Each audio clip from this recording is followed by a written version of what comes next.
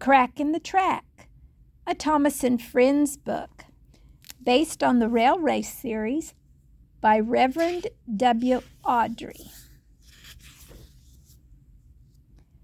Thomas was a little blue steam engine. He lived on the island of Sodor with many other engines. Sometimes Thomas pulled his coaches, Annie and Clarabelle. "Hurry, hurry," said the coaches. Sometimes Thomas pulled freight cars. "Faster, faster," said the foolish freight cars. They would try to push Thomas down the hill.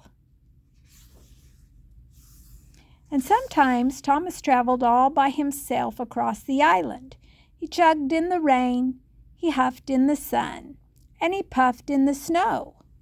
"There is nothing a train cannot do," Thomas said proudly. One morning, Henry, the green engine, would not come out of his shed. He had boiler ache.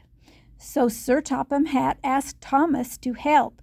"Peep, peep," Thomas said to the people. "I can take you where you want to go." Soon clouds gathered. The sky grew dark. Thunder rumbled. Plip, plop, clunk. Hail began to fall. It fell on Thomas. It fell on the tracks. Suddenly, Thomas's driver saw trouble ahead. "Slow down," said the driver. The hail had made a crack right there in the track. Thomas came to a stop. His driver called out, "We cannot go forward, and we must not go back." "Everyone off," the conductor said. "Now what shall we do?" said the people. They climbed down from the coaches and climbed up to the road. Bertie the bus was just passing by. Bertie beeped his horn merrily. "A bus is as good as a train," he said. "I can take you where you want to go." All the people climbed on board Bertie. Bertie scooted down the road. "A bus is as good as a train," the people said. Suddenly, Bertie's driver saw trouble ahead. "Slow down," the driver said. There in the road was a bright green toad. Bertie came to a stop. His driver called out, "There's a toad in the road. We will have to unload." "Everyone off," said Bertie's driver. "That toad in the road caused a fuss on the bus." "What will happen to us?" the people said. Then they walked down the road to another train station, but the trains were not running. "Why not?" asked the people.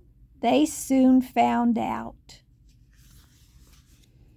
Thomas was still stuck at the crack in the track. Percy was stuck there at Thomas's back. Gordon was stuck behind Thomas and Percy. James, with 2 freight cars, was in quite a hurry. The freight cars were needed in the yard, but James could not get past Gordon and Percy and Thomas.